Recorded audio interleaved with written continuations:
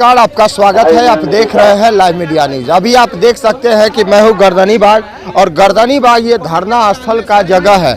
यहां पर आयुष चिकित्सक हैं जो अपनी मांग को लेकर के गर्दनी बाग पहुंचे हैं। आइए जानते हैं इनसे इनकी मांगे क्या है।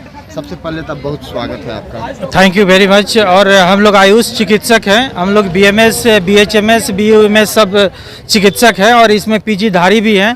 लेकिन हम लोग का ये कहना है कि सरकार हम लोग के साथ सौतेलेपन व्यवहार कर रही है। हम लोग 2010 से NRHM के तहत कार्य कर रहे हैं और RBSK में भी चिकित्सक कार्य कर रहे हैं। कोरोना में हम लोग पूरे जी जान से हम लोग ने सेवा दिया। इम्यूनाइजेशन, टीकाकरण हो, जितना भी गवर्नमेंट का स्कीम हो, सब में हम लोग आगे बढ़ चढ़ के सरकार की योजनाओं को आपने जमीन तक पहुंचा दिया। बिल्कुल, सरकार की योजनाओं को हमने जमीन पर उतारा है। लेकिन सरकार की ये सौतेला व्यवहार हम लोग को भा नहीं रहा है। हम लोग 2010 से काम कर रहे हैं। सरकारी इतनी आ रही हैं, जा रही हैं, लेकिन समस्या हम लोग को एज यूजुअल बना हुआ है।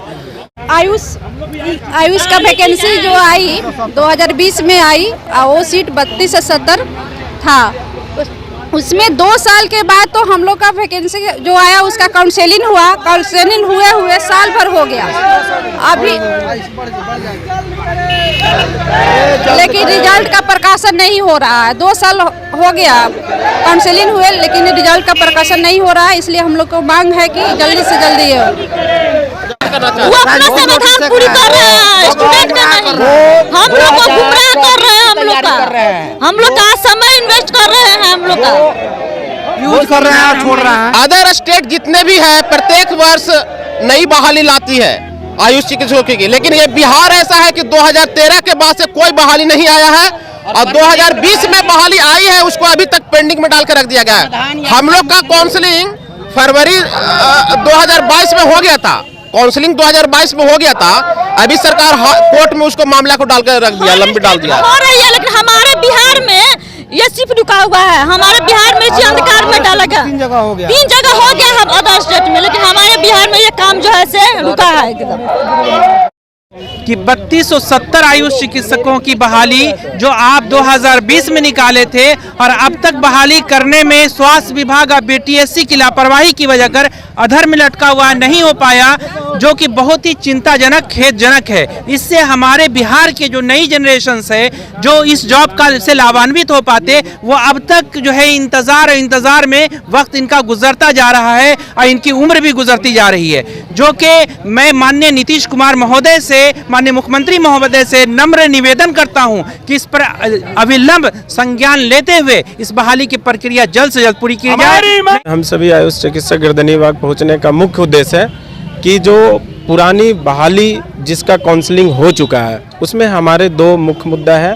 पहला है कि 2019 में CHO का वैकेंसी आया था, उसका मेरिट लिस्ट बना है और अभी तक किसी को ज्वाइनिंग के लिए कुछ नहीं किया गया। दूसरा मुद्दा है कि BTSC के थ्रू 3270 वैकेंसियाँ आई थी, उसकी भी काउंसलिंग प्रक्रिया पूरी कर ली गई है, लेकिन उस पर भी अभी सरकार की कोई मंशा साफ नहीं है।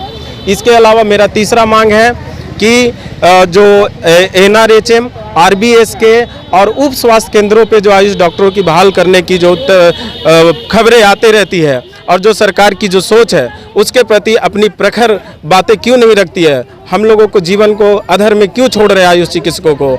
इसके अलावा मेरा मांग है कि जो भी आयुष कॉलेज में जो वैकेंट सीट है, जो प्रोफेसर के लिए, लेक्चरर के लिए, उन तमाम सीटों को भरा जाए।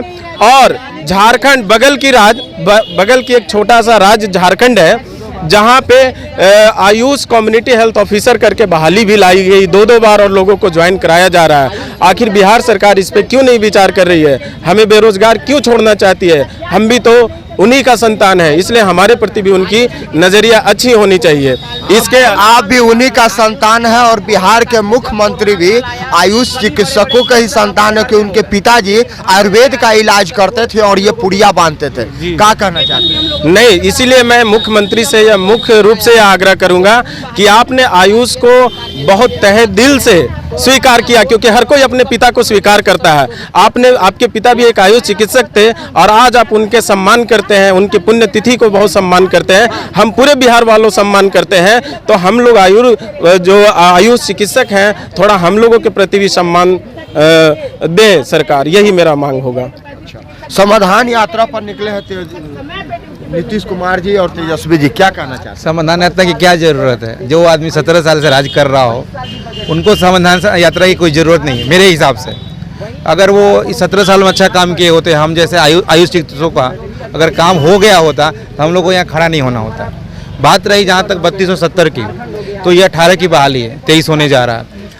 कहीं ना कहीं पिछले 5 साल में सरकार भी 2 बार बदल चुकी है, लेकिन हम लोग की किस्मत नहीं बदल रही है। हम तो विशेष आग्रह करेंगे तेजस्वी जी से, स्वास्थ्य मंत्री बनने का उनका जो मौका मिला है तो हम आयुष का कल्याण करें और 3270 जितना जल्दी हो, काउंसलिंग हो ही गया है, उसको ज्वाइनिंग कराने का काम करें। काउंसलिंग आपका हो गया है, सिर्फ ज्वाइनिंग हम लोग का बाकी और ज्वाइनिंग के लिए आप लोग गर्दनीबाग धरना स्थल पर जी जी। और दूसरा सबसे बड़ी चीज़ है, नया प्रतिष्ठित करें। हमारे नए बच्चे जो आ रहे हैं, 15 जो नए लड़के आ रहे हैं, 15 साल में आप डिग्री दे रहे हैं, तो उनकी कौन देखेगा उनको? तो नई नई व्यवस्थाएं जब आप शुरू करेंगे, बहाली नया निकालेंगे, एक ही पे अटके रहेंगे तो हमारे पीछे वाले लड़के क्या करें? 15 साल में डिग्री दे रहे हैं, क्या मतलब है, नहीं समझे? हमारा बहुत सारे प्राइवेट कॉलेजेस जो हैं, जो भी यूनिवर्सिटी से जो हम संलग्न है, जुड़ा हुआ है, उनका देख लीजिए। 2013 की परीक्षा अब जाके फाइनल का हुआ, अभी जाके वो लड़के इंटर्नशिप में गए हो। 3 साल 4 साल 5 साल का जो एग्जाम था, फाइनल जो था वो 15 साल है, 10 साल हो रहा। ऐसा करने से बताइए आयुष चिकित्सकों का कल्याण हो पाया क्या? यानी कि स्वास्थ्य व्यवस्था में कहीं ना कहीं ढीलापन है। ढीलापन ही नहीं है, लचर व्यवस्था है। लचर व्यवस्था, हमको तो लगता है कि पूरे भारत में इससे ज्यादा लचर व्यवस्था कहीं नहीं। लचर है कि पचर है? पचर भी कह सकते हैं, पचर भी दोनों है, कहीं से भी कुछ नहीं है। लचर पचर है, दोनों है, लचर पचर दोनों है। की अगर बात करें तो पूरे एपीएससी, पूरे बिहार की मैं बात कर रहा हूं कि एपीएससी या पीएससी पर जाकर आप देखें तो आयुष चिकित्सक ही पूरी तौर पे उसको संभाल रहे हैं। चाहे कोरोना काल हो, चाहे कोई बाढ़ आ जाए, कोई आपदा आ जाए बिहार पर, तो वो सारे आयुष चिकित्सक भिड़ करके काम करते हैं और स्वास्थ्य का जांच से लेकर जन जन तक जाकर उनके स्वास्थ्य को ठीक करने का प्रयास करते हैं। और आज जो है सरकार हमारे ही आयुष चिकित्सकों के प्रति इस तरह से सौतेला व्यवहार बरत रही है, जिस कारण हम ये आयुष चिकित्सक मजबूरी में यहाँ पर खड़े होने को विबद्ध हैं। यानी कि सरकार जिस तरह से कभी बीजेपी गठबंधन में चली जाती है और निकाल के फेंक देती है, कभी आरजेडी में चली जाती है उसको निकाल के फेंक देती है, वैसे ही आप लोगों को दरकिनार कर दिया जाता है। देखिए, ये सरकार की राजनीतिक अंदरूनी मामला है जिससे हम स्टूडेंट्स और डॉक्टर्स को कोई लेना देना नहीं है। हमें तो ये चाहिए कि ऐसे नहीं लेना देना है। तो आप वोट दिए हैं बीजेपी को और सरकार बन जाती है। हमारे मुख्यमंत्री महोदय ने समाधान यात्रा निकाला है, तो माननीय मुख्यमंत्री महोदय से निवेदन है कि एक नजर करम इधर भी हमारे आयुष चिकित्सकों का भी समाधान कर दीजिए लगे हाथों, ताकि हम लोगों का भी के दिल से दुआ निकले आपके लिए। आप लोग से मिले हैं जब प्रोग्राम हो रहा था, जब वो निकले जिला में तो? नहीं, हम लोगों से मुलाकात नहीं हो पाई। हम लोग बहुत कोशिश हर जगह करते हैं कि माननीय स्वास्थ्य गार्ड उनको रोक देता है क्या? हाँ, समस्या तो है, प्रोटोकॉल उनका इतना टफ है कि हम लोग की पहुंच वहां तक नहीं है जो हम लोग पहुंच पाए। और ये भी माननीय मुख्यमंत्री महोदय को आपके माध्यम से कहना चाहता हूं, स्वास्थ्य मंत्री महोदय से, कि हम लोगों से वार्ता जरूर करें, हम लोगों की भी आवाज़ सुने। अच्छा, एक बात बताइए कि जब वोट लेना रहता है तो कहते हैं कि जनता मेरा भगवान है, जनता के पास जाते हैं। उस समय जब वोट लेने जाते हैं तो गार्ड उनका पीछे रहता है और वो आगे रहते हैं। अब वोट लेने के बाद जब वो जाते हैं समाधान यात्रा में तो फिर उनका गार्ड आगे रहता है, वो पीछे रहते हैं क्या?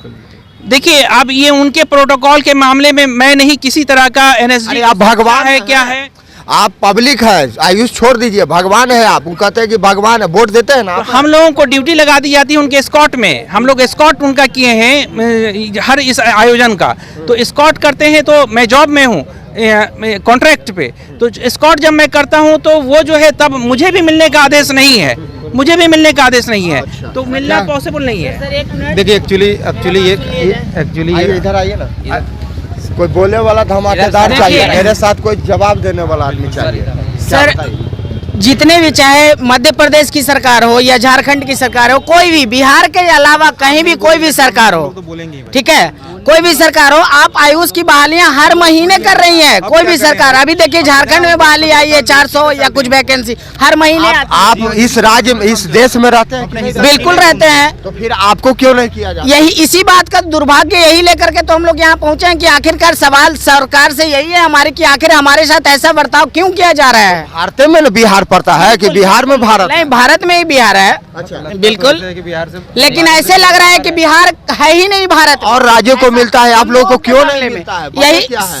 सरकार से सवाल हमारी यही है, जवाब तो सरकार देगी ना इस पे कि क्या जवाब उनको देना, ये तो सरकार आपके मंत्री हैं तेजस्वी यादव जी, कभी मिले हैं उनसे जाकर? मिलने का मौका मिले तब तो मिले, हम लोग जाएंगे भी तो उनसे मुलाकात नहीं हो पाएगी क्योंकि उनके दरवाजे पे उनके रक्षक लोग बैठे हैं। वोट लेने आएंगे ना? हम लोग इससे पहले मंगल पांडे लोग से मुलाकात किए थे, हाँ उन्होंने आश्वासन भी दिया था, लेकिन अब तो उनकी सरकार नहीं है। 4 वर्षों से ले रहे हैं। हाँ क्या बोलिए?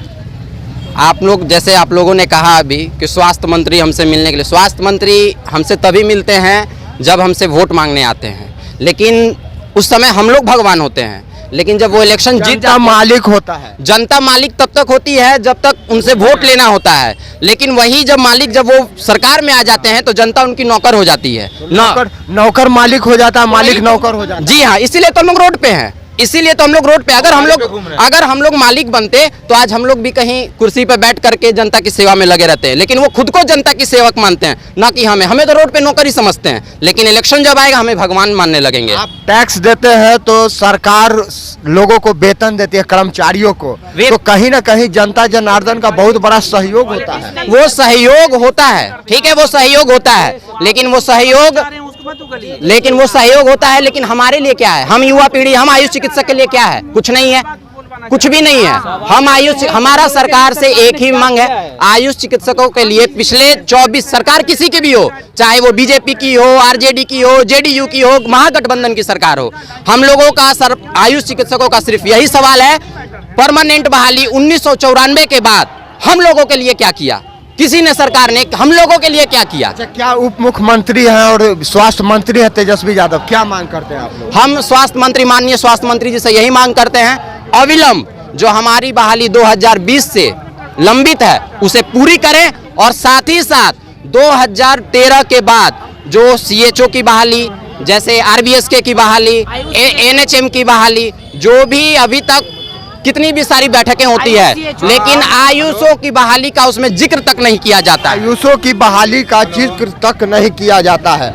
साथियों, 5 साल से ये लोग जूझ रहे हैं अपनी समस्या से कि हमारी समस्या का समाधान होगा, लेकिन ये लोग की समस्या का समाधान नहीं हो रहा है और गर्दनी बाग आ करके ये लोग अपनी मांग को रखे हुए हैं, लेकिन देखना है कि कब इनकी मांगें पूरी होती है और कब इन्हें न्याय मिलता है। कई खबरें देखने के लिए आप हमारे साथ बने रहे, आपका बहुत बहुत धन्यवाद।